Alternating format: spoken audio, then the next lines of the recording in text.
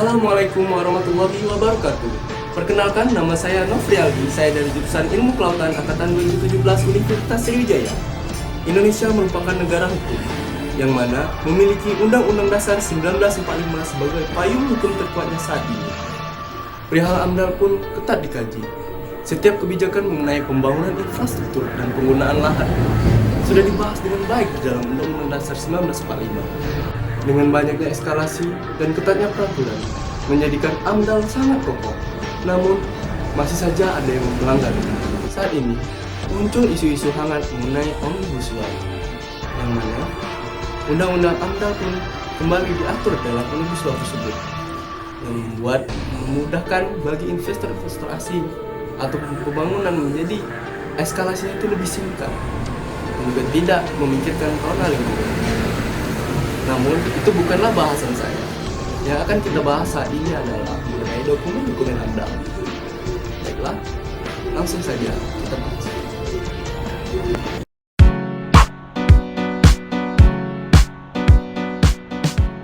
AMDAL adalah suatu dokumen lingkungan yang cukup populer pada saat ini, terutama terkait pengaturan RUU Omnibus Law, Cipta Lapangan Kerja yang menganulir peran AMDAL dalam persyaratan perizinan.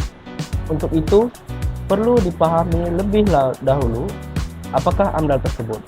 AMDAL adalah singkatan dari analisis mengenai dampak lingkungan yang merupakan suatu dokumen kajian studi kelayakan untuk memastikan dampak lingkungan dari suatu tahapan pengembangan proyek sebagai bahan pertimbangan untuk pembuatan keputusan dalam penerbitan suatu izin usaha. Untuk mengetahui lebih lanjut, marilah kita mengetahui apa saja yaitu dokumen-dokumen AMDAL. Yang pertama adalah kerangka acuan analisis dampak lingkungan hidup atau KANDAL. Yang kedua adalah analisis mengenai dampak lingkungan hidup atau ANDAL. Yang ketiga adalah rencana pengelolaan lingkungan hidup atau RKL. Yang keempat adalah rencana pemantauan lingkungan hidup atau RPL. Lanjut ke dokumen yang pertama, yaitu kerangka acuan analisis dampak lingkungan hidup atau KANDAL. KANDAL adalah dokumen tentang ruang lingkup serta kedalaman kajian AMDAL meliputi dampak-dampak penting yang akan dikaji dan batas studi AMDAL. Sedangkan kedalaman studi dan penentuan metodologi akan digunakan untuk mengkaji dampak. Selanjutnya yaitu analisis mengenai dampak lingkungan hidup atau ANDAL. ANDAL adalah dokumen yang berisi analisis secara cermat terhadap dampak penting dari suatu rencana proyek. Dampak-dampak penting yang telah diidentifikasi di dalam dokumen KANDAL dianalisis lebih cermat dengan menggunakan metodologi yang telah disepakati dengan tujuan untuk mengetahui besaran dampak.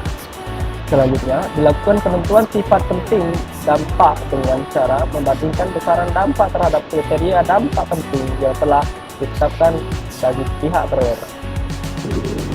Yang ketiga adalah rencana pengelolaan lingkungan hidup atau RKL.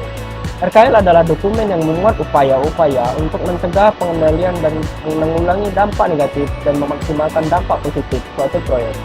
Upaya-upaya tersebut dirumuskan berdasarkan kajian AMDAL. Selanjutnya adalah rencana pemantauan lingkungan hidup atau RPL. RPL adalah dokumen yang memuat upaya pemantauan untuk melihat perubahan lingkungan yang disebabkan oleh dampak-dampak dari rencana proyek. Hasil pemantauan ini digunakan untuk mengevaluasi efektivitas upaya pengelolaan proyek yang telah digunakan, ketaatan penyelenggaraan proyek terhadap peraturan lingkungan hidup, dan dapat digunakan untuk mengevaluasi analisis dampak digunakan dalam kajian AMDAL. Dokumen 3 dan 4 merupakan dokumen yang bersifat dinamis, karena secara periodik dapat dilakukan penyesuaian sesuai dengan pengembangan kegiatan usaha yang real dilakukan di lapangan. Demikian jenis dan contoh dokumen AMDAL yang wajib diketahui. Semoga dapat membantu untuk menganalisis pengembangan suatu proyek yang baik, namun tetap menjaga keseimbangan dengan lingkungan sekitarnya. Terima kasih. Sekian dari saya. Saya akhiri. Wassalamualaikum warahmatullahi wabarakatuh.